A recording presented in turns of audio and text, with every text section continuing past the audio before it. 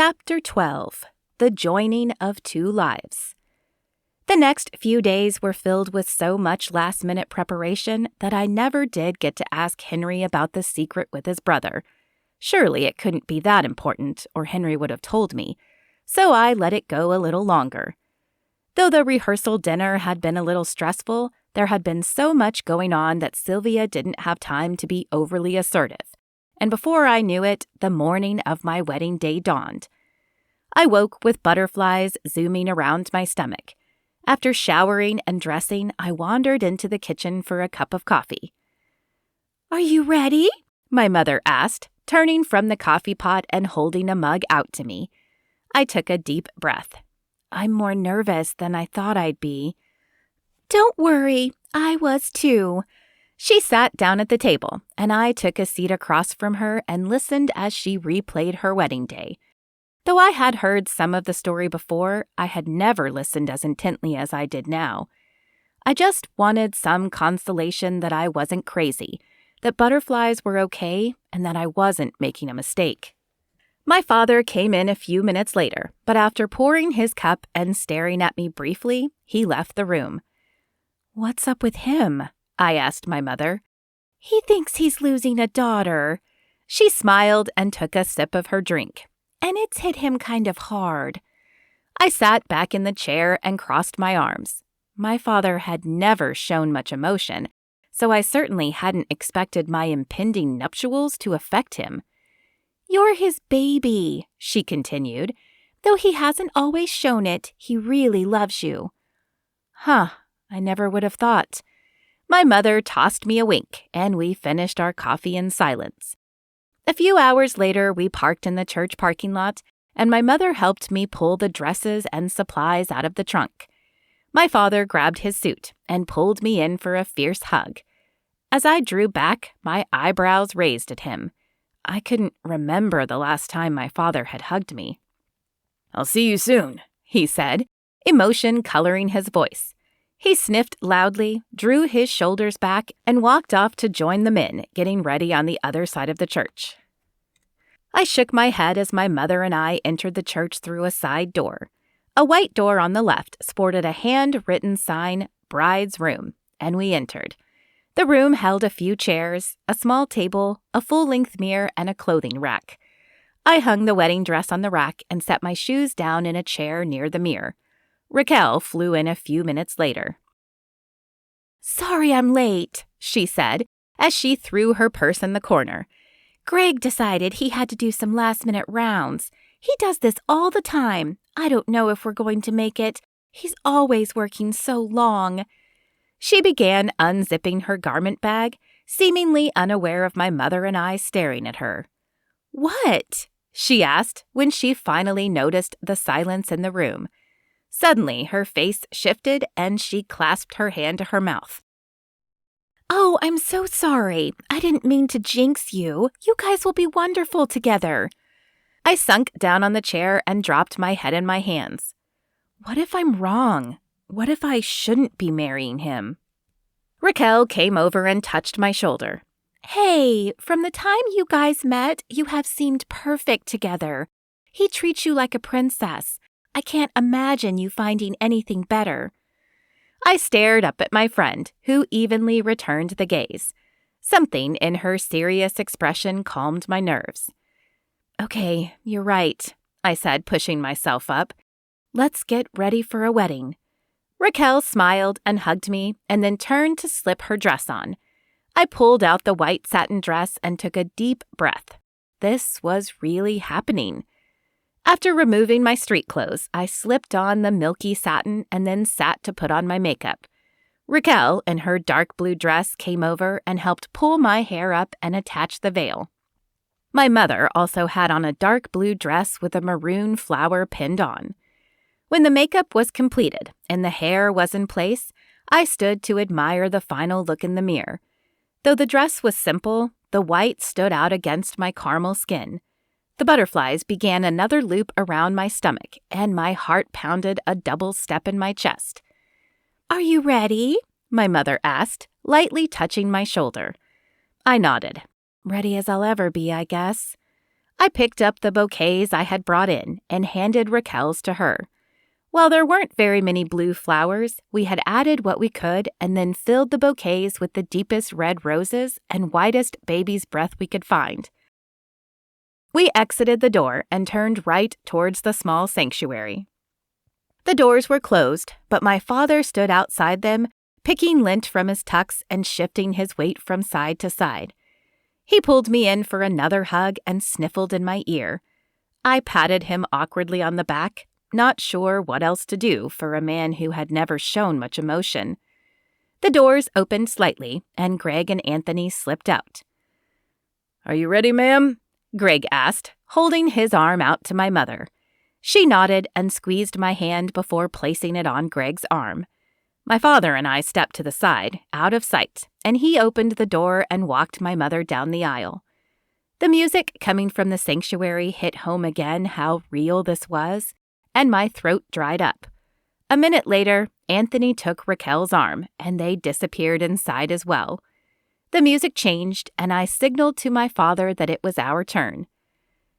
"You look beautiful," my father said in a shaky voice, "and I'm sorry I didn't tell you that enough." His words brought tears to my eyes, which I quickly brushed away. "Thank you, Daddy. Are you ready?" He nodded, and I hooked my right arm in his.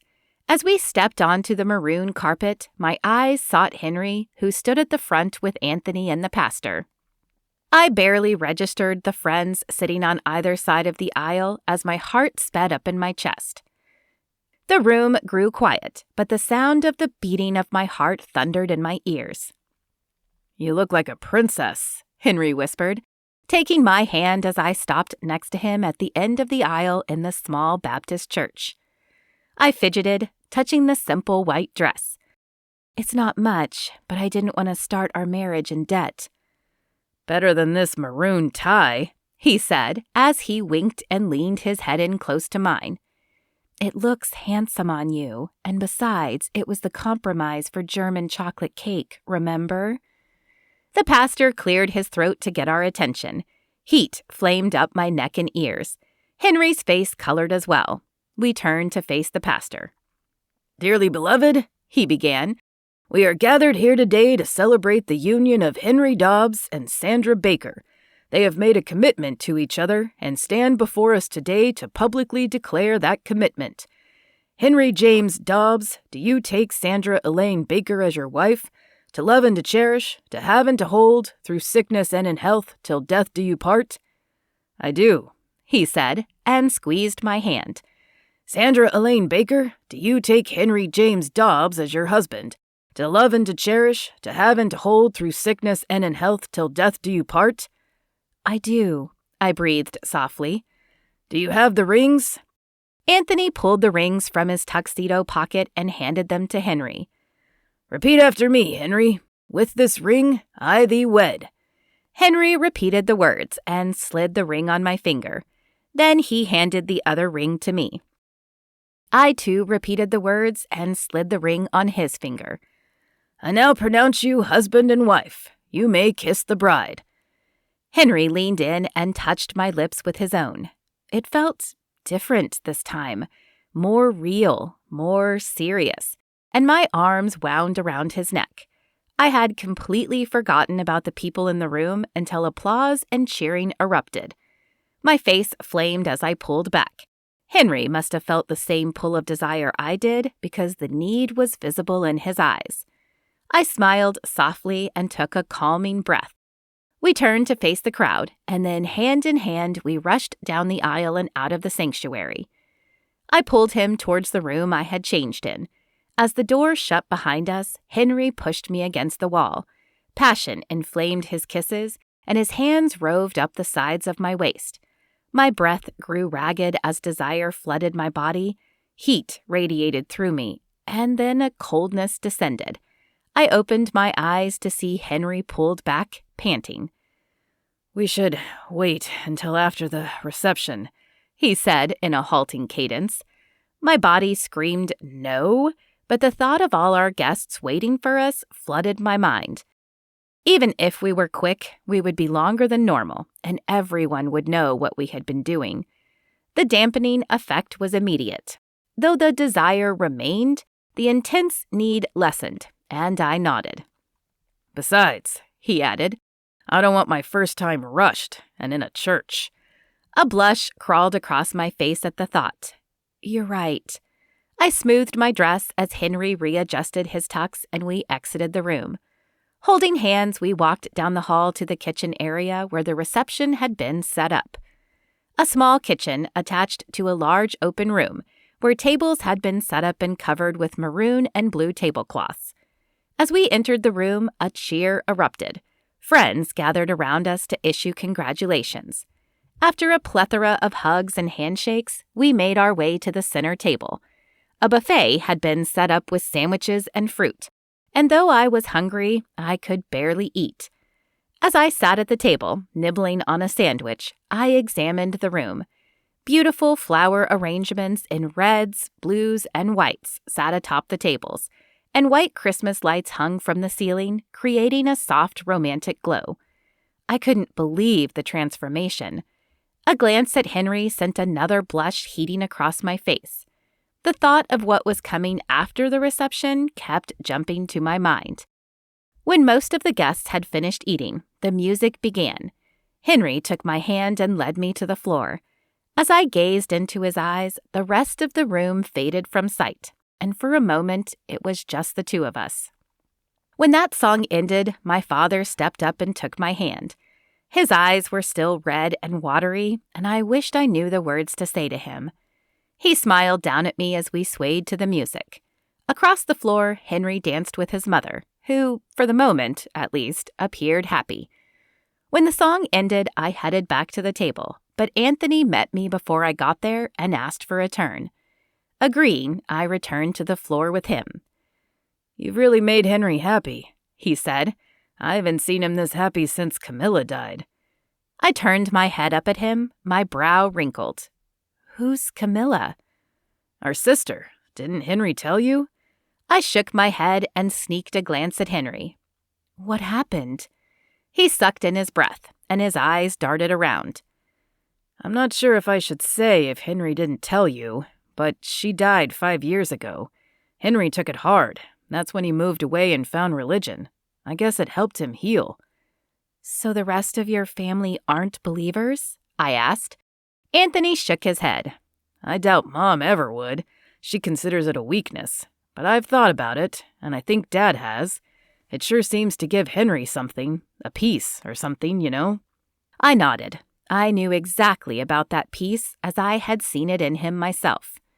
Unsure of what to say next, I pondered how Henry could have failed to tell me about his sister.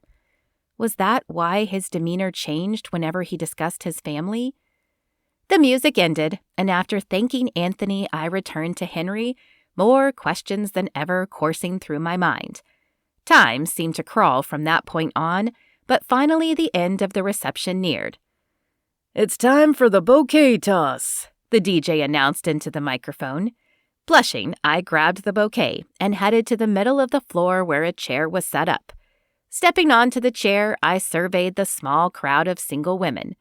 Then I turned the opposite direction and tossed the bouquet into the air. I got it, Raquel's voice called, and I smiled. I figured she would be marrying soon, whether she caught the bouquet or not, but I had hoped it would land in her hand. Slowly, the guests began filtering out. Henry and I stood at the door, hugging and shaking hands as they left. After the majority of the guests had departed, I handed my parents my spare keys. Please enjoy the apartment. You can leave the keys on the table when you leave, but don't forget to lock the door.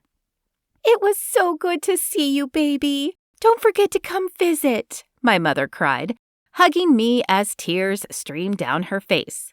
Mom, why are you crying? I asked, shaking my head.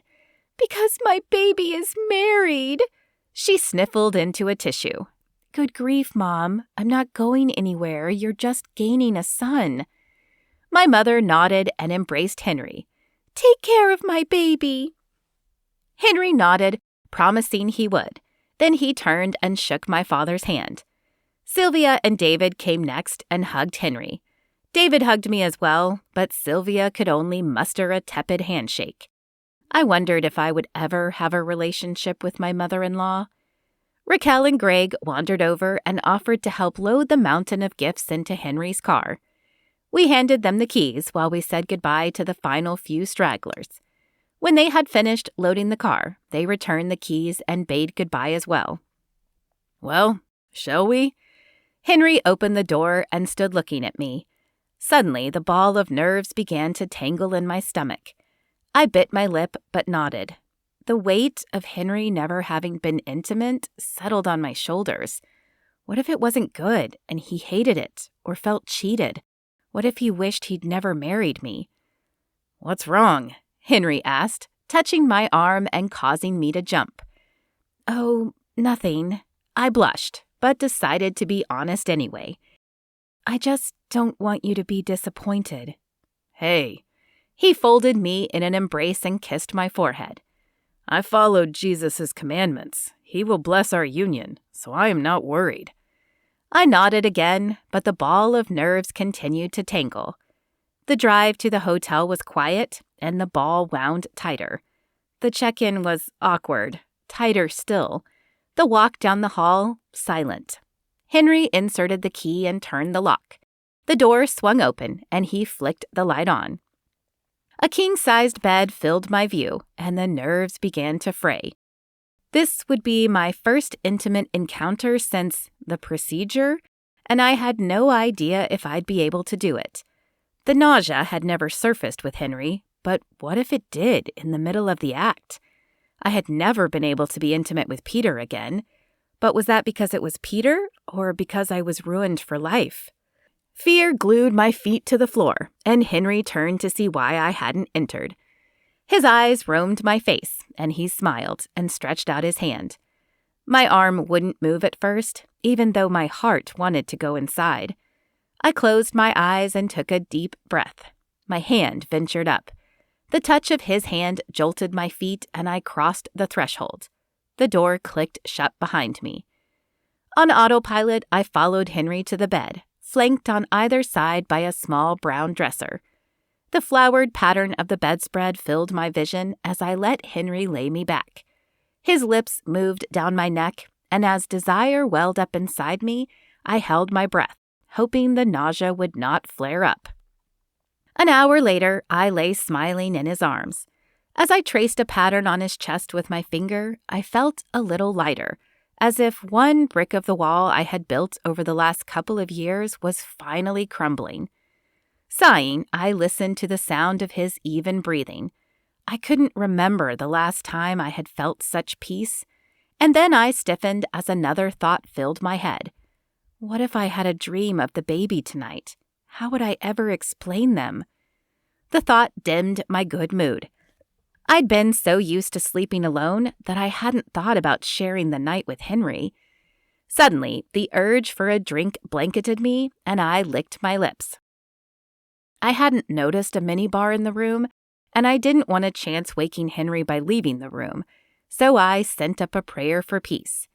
I wasn't really expecting an answer, but the desire ebbed and my eyes grew heavy. The next morning, Henry and I drove to the airport. I knew Henry didn't have much money to spend either, so I was surprised when the ticket he handed me said Hawaii. I peered up at him, questions in my eyes. He smiled. My mother has made quite a fortune, he said. She bought us these tickets before she knew you weren't her kind of feminist, but she decided to let us use them anyway. I laughed and we headed to the terminal. After passing through security, we hurried to the gate and onto the plane. I had never been out of the continental United States, so excitement and nervousness battled within me at the same time. The flight was long, but it was worth it. When we exited the plane, a woman handed us a lei in the airport. After grabbing our luggage, we took a shuttle to the hotel Henry's mother had booked. All I could do was stare out the window at the beautiful view. The hotel sat right on the beach, and after dropping our bags in our room, we decided to take a walk down the sandy beach. As we walked, I realized how happy I was, and I began to think that maybe, just maybe, life was going to be okay now.